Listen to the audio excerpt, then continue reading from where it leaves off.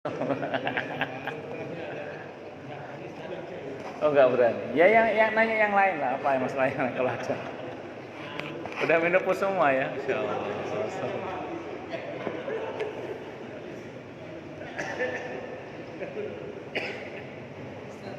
Enggak, Pak Dokter. Pakai cek.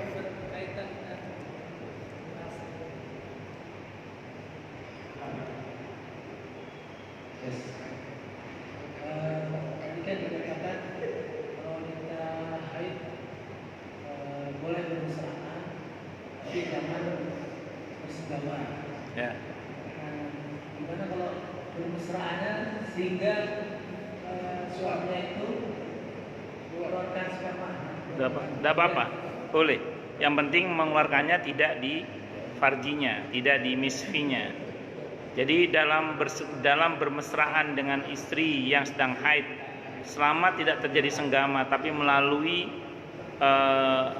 tindakan-tindakan di luar senggama hingga orgasme, itu boleh, tidak ada masalah.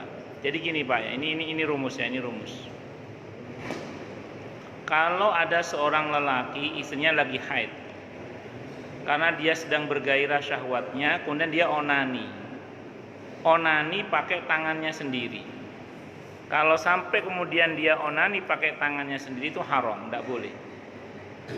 Tapi kalau yang mengonani tangannya istri, halal. Kenapa? Karena seluruh tubuh istri itu halal bagi suami.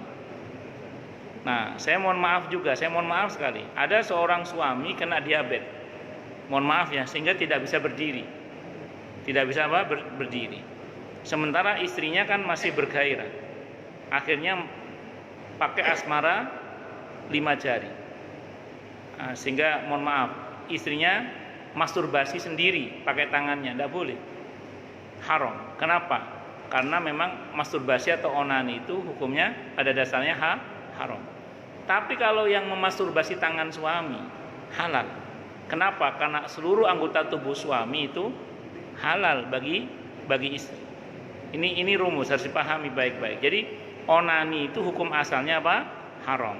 Tapi kalau memang onani tangan istri, halal.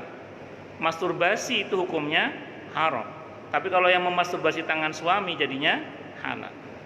Nah itu Pak. Dan otomatis namanya masturbasi, namanya onani, kadang sampai orgasme. Itu seperti itu. Nah orgasmenya ya boleh, wong tidak difarji kan, tidak ada masalah. Wallahu a'lam bishawab. Ya. Bagus, ini pertanyaan bagus. Oral seks. Nanti silakan dibaca fatwa para ulama terkait dengan masalah ini. Intinya ulama beda pendapat. Nah, saya mau bicara rumus dasar dulu. Ini rumus dasar dulu.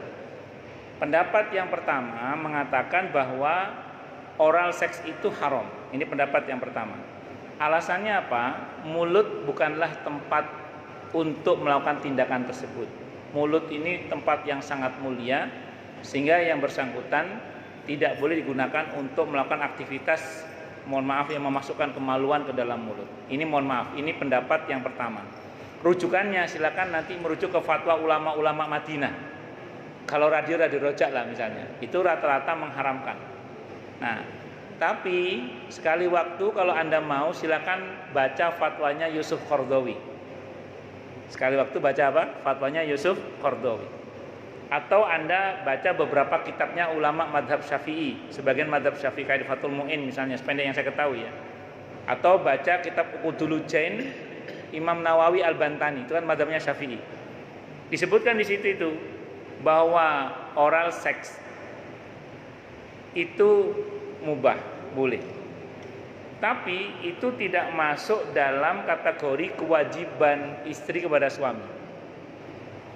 Jadi gini, misalnya ada seorang suami pengen di oral seks oleh istrinya. Istrinya menolak. Suami tidak boleh marah. Dan kalaupun suami marah, istri tetap tidak dimarahi oleh Allah, enggak dilaknat oleh Allah. Kenapa? Karena oral seks bukan kewajiban istri kepada suami. Tapi itu perkara yang mubah saja. Mubah itu artinya apa? Kalau istri mau, ya silakan. Kalau istri enggak mau, ya tidak boleh dipaksa. Tidak boleh dipaksa. Nah, sama dengan sebaliknya. Seorang istri, mohon maaf ya, pingin di oral seks juga misalnya, itu juga bukan kewajiban suami kepada istri.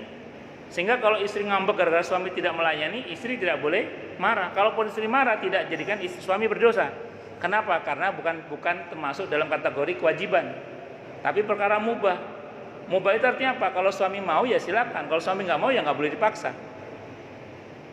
Nah, ini pendapat yang kedua. Jadi ada dua pendapat yang saya ketahui. Yang pertama mengatakan haram, rujukannya ulama-ulama Madinah biasanya, atau kalau radio Rojak CS lah misalnya. Tapi kalau Anda mau pendapat yang menghalalkan, nanti silakan pelajari fatwanya Yusuf Qardawi. Atau beberapa ulama madhab Syafi'i seperti Imam Nawawi, Al-Bantani misalnya, itu mengatakan itu sesuatu yang mubah, ya. Saya kira itu. Wallahu a'lam bishawab, ya. Saya kira itu. Silakan yang lain kalau ada.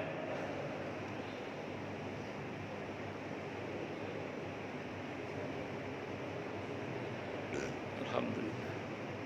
Jelas semua ya? Atau tidak jelas semua?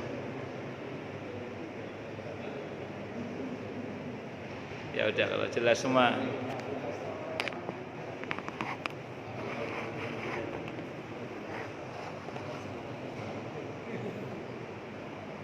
Sudah, kita tutup dengan apa? Dengan hamdalah.